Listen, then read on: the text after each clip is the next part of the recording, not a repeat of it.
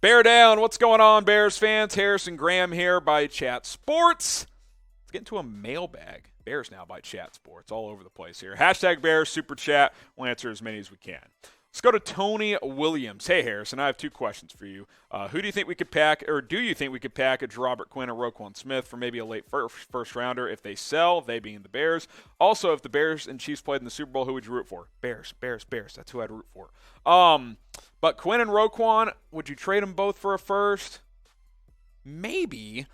Let's see where they're at in 3 weeks. I mean, if they're 2-5, 3-5, whatever, I do think selling could be a possibility, and Roquan and Quinn could be a couple of guys that could be on the move.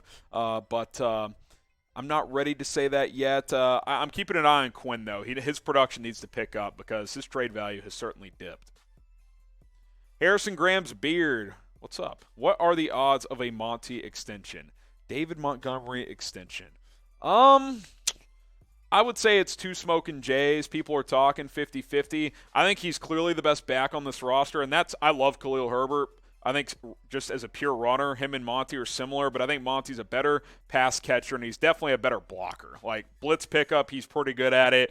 Khalil Herbert's not very good at it. That's an area he's got to improve on throughout the year to kind of show this franchise, hey, like, if Monty wants more money than you're willing to give, I can be that guy. He's got to be better in blitz pickup, especially on this offense when an offensive line at times struggles. You got to be able to pick up rushers if you're a back on this team, and Monty can do that. Herbert can't. So I'd say it's 50-50 right now. I like what Monty brings, but we kind of know what the deal is with running backs. A lot of them don't get paid.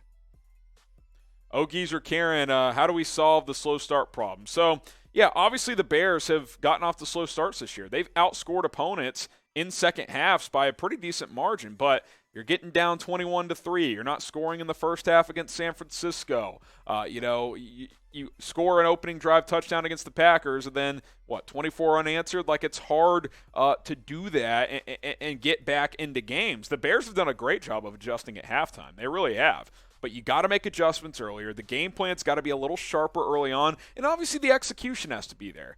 Some of this is on the players. They got to execute early on, and that's on both sides. Defensively, offensively, you can't let Kirk Cousins start a game 17 for 17, especially when none of the balls are even contested. I mean, it was just pitch and catch. Those were layups for a veteran quarterback like Cousins. Got to start quicker. Intensity's got to be there. You can't wait until halftime to start playing. All right, from Bruce Spielberg, what do the Bears need to do to beat the Commanders this week? Some keys to victory I cooked up for you guys. Number one, start faster, please. I kind of just mentioned that. I'm not saying get out to a 21-0 lead, although that would be nice. But show up before midway through the second quarter. Make adjustments to things after opening drives. Like, let's go. You're a pro football team. You got to adjust on the fly. Can't wait until halftime. Stay aggressive. I love the second half approach. I love Flus going for the onside kick, going for a couple fourth downs. Keep doing that. I was a fan of that. This is a team that, when you lack talent in certain areas, you got to make up for it with aggressive mentality. I thought the Bears did that on Sunday, gave themselves a chance to win. Keep building, Justin Fields. Great game last week after a bit of a slow start again. Picked it up. The Darnell Mooney catch certainly helped spark things. So build off that performance. Let's repeat it, if not do more against Washington. Speaking of, fluster Carson Wentz. Listen, he'll put up some numbers, but he'll also give you chances to make plays. And when he does, you got to make those plays. Confuse him. He'll throw the ball up for grabs. You got to pick it off. And then get the run game going again. Kind of quiet the last couple of weeks. Still ran it decently against New York, but couldn't get much going against Minnesota. Not a great run defense either. That was a bit disappointing. Imagine if the passing game stays aggressive and the run game is going. This offense could sneakily start to do some things. So keep an eye on those things. Thursday night football, Commanders and Bears should be a fun one.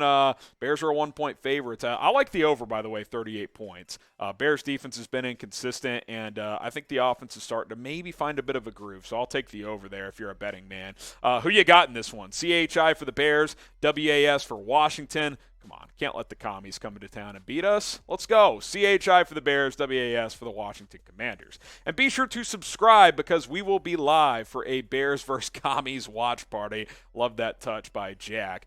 Thursday night football, we'll go live. We might go live 30 minutes early this week. 30-minute pregame? Who says no? Type Y in the comments if you want a 30-minute pregame. Usually we do 15. If you want 30, type Y. If you want 15, type N, I guess. But I'm feeling 30-minute pregame. So join us, subscribe. Should be a lot of fun. All right, J2 here. How likely do you think it is that the Bears trade for DJ Moore? This one smoking J. I think it's possible, but I'm not going to sit here and say it's super likely. I think, A, a lot of teams are going to be interested, and B, it's going to come down to price. I don't think Ryan Poles will or should give up a first-round pick for Moore. If you can get him for less than a first, I'm in, but I don't think I would give up a first for him. Lucas Prang, do you think N'Keal Harry can come in and be a number 2? I don't. Can he? I think he can help, though. I mean, Dante Pettis is shit. He played like 45% of the snaps against the Vikings. I mean, I think it may have been more, actually. If he's getting that many snaps, I mean, surely N'Keal Harry can get out there and play and produce a little bit more. So, don't think he's going to be a number 2, but I think he can help. I certainly think he can help, and hopefully that ends up being the case. All right, subscribe to the Callin app. We're going to do a giveaway soon. We're going to announce a giveaway winner based on who downloads the Callin app and listens to our shows. So be sure to download the app and then subscribe, chatsports.com/BearsCallin. Here are QR codes. The left side of your screen is iPhone, right side is Google Play, Android. So if you're watching on like a Fire Stick or on a TV, just scan those codes and download the app. The links to iOS and Android are available as well in the description of this video. So join us on Callin because we're trying to grow over there and keep that partnership going. And it's your chance to call into the show. It's like Twitter Spaces. If you're unfamiliar with the Callin app, it's like Twitter Spaces. It's like sports radio. You call in, we chop it up. It's a good time. So go ahead and be sure to do that. Tony Williams, will the Bears be sellers or just do nothing? I don't know. Ryan Poles seems like a active GM. You know, there's active GMs and then there's non-active. Non-actives, they kind of just sit back and roll with what they have. Active GMs are always looking to tinker things to improve their roster. I could see the Bears being an active team, whether they I'll make the analogy again. I still think this team could be like the Eagles were last year, where they started 2-5, traded away a veteran piece like Zach Ertz, and then rallied to go to 9-8 and suck into the playoffs. I'm not saying the Bears are going to make the playoffs, but I could see the Bears selling a piece like Robert Quinn, maybe buy low, get another receiver in here, something like that, and then, improve throughout the season as Justin Fields improves, and by the end of the year, you're feeling pretty good going into the offseason. Oh, Geezer Karen, we could use a Cooper something for luck. What does that mean, a Cooper something? Cooper Rush? I don't know what that means, but appreciate the super chat. Alex Deno, by not showing interest in getting a decent receiver or O-line, is it possible that Poles has no interest in keeping Justin and wants to redraft the QB? I guess it's possible. I think depending on how Fields plays the rest of the season could make that determination. If he continues to take steps like he has the last game and a half or so, I think he's going to show I made tangible progress with garbage around me. We got over $100 million in cap space next year. First-round pick is back. Go get me some pieces. And I think that would be the approach from Ryan Poles. Let's see how the next 12 games go. I like how things sit after a bad start to the season. I thought the last game and a half or so were better. Got to build on it. Sorry for eating your burger. Trade for DK Metcalf. The Seahawks just extended him. I think Tyler Lockett's probably more gettable, quite frankly. I don't think Seattle will trade Metcalf. And, while I don't think the Seahawks are a playoff team, they're probably playing better than people thought. I mean, they're 2-3 just like the Bears. They're competing in most games, so they might just hang on to their pieces with Geno Smith. J-Bill's games, do you think Justin Fields is starting to develop, will be more consistent? I do think he's taken positive steps. Now, we're talking a good game and a half here. Repeat it against Washington. Go put your best effort forward against a team that's not that good. Then you can be feeling really good. Bears win, get to 3-3. You got the mini bye week. Fields is feeling himself a bit. Then you go on the road to face New England on Monday Night Football a week from next Monday. That's an opportunity. So I think he'll play a little bit better. If he says he's as comfortable as he's felt in this offense, that's a good thing. Got to go produce again on Thursday night. Let's go. Got to beat the Commanders. This week's motto, F Wentz. F Wentz. Remember the Bears were rumored to almost trading for Carson Wentz last offseason? That would have been a disaster. So would have trading for Russell Wilson. That would have been a disaster as well. Thank God that didn't happen. Type F Wentz in the chat. Even the non-Justin Fields believers got to be thinking, thank goodness this team didn't end up with one of those two guys, especially Carson Wentz. F Wentz in the chat. That is the motto this week. Josh says, do you believe EQ will be here next year?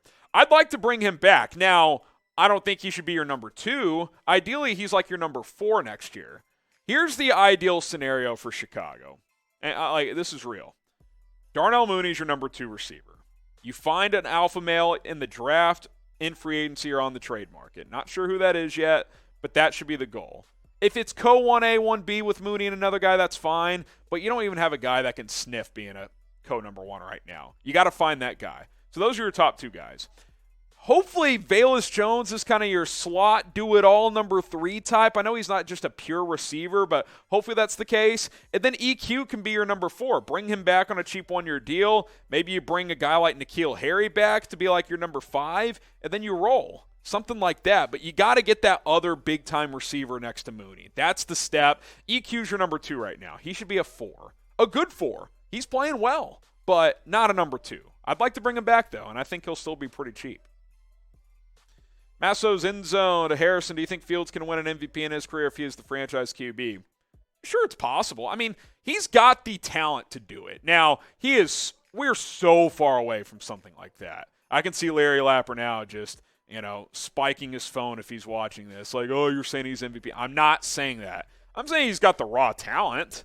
He's got a cannon of an arm. He runs a 4.4. We saw him running around against the Vikings. That 52-yard touchdown was special. I know it got called back. That was a special, special run. Not many dudes are doing that. Lamar, maybe Hurts. That's it, though. Fields is faster than Hurts, by the way. If you get the pieces around him, if he continues to develop, it's not completely impossible. Now, are we even close to that? Absolutely not. Let's put 2 good games together before we're talking about an MVP, all right? But I hear what you're saying. If he shows he's the franchise guy, sky's the limit. Alex Hernandez, I think Ridley is the key to next year.